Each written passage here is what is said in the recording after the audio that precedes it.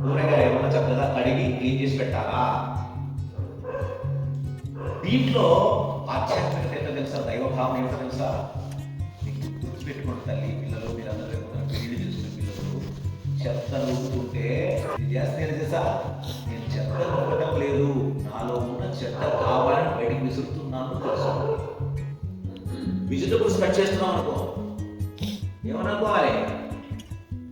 పుచ్చువంకాయ వచ్చిందనుకో, తెచ్చేవాళ్ళు తెచ్చుకున్నాం కదా, ఏంటి నాయన ఇక్కడ తెచ్చినా పుచ్చువంకాయ తెచ్చినా అంటావా అంటారు. అదే అంటారు మీ అమ్మ మీ అమ్మ, అదే అంటారు. తెచ్చినోడు తింటారు, తెచ్చినోడు తింటూ ఆ పుచ్చువంకాయ వచ్చి కట్ చేస్తున్నావు కదా, నాలో ఉన్న చెత్త భావాన్ని ఇలా కట్ చేసి బయట పడేస్తున్నాను అని చెప్పి అనుకోవాలి.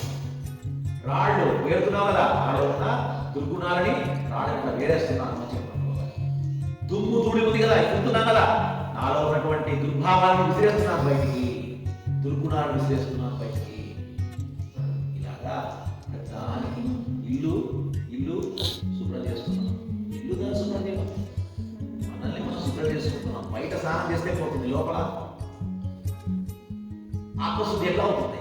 ఇట్లాంటి భావనలతో ఆత్మశుద్ధిలో అర్థమైందా? సో ఇలాంటి భావనలతో చేసినటువంటి ఆహారం వృధా చేయొచ్చా? చేయకూడదు. అన్నం బ్రహ్మస్వరూపం, బ్రహ్మార్పణం అని చెప్పాలి. అంటే ఎంత పవిత్రమైన అన్నము తినడం అనేటువంటి యజ్ఞము,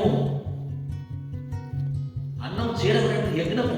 యజ్ఞం అంటే అగ్ని వెలిగిస్తాం కదా, కుండలో అగ్ని వెలిగిస్తానికి ధాతులు అంతా వేస్తాం. ఆ ధాతులు వేస్తే ఆహారం అమృతత్వం కాదా మారింది.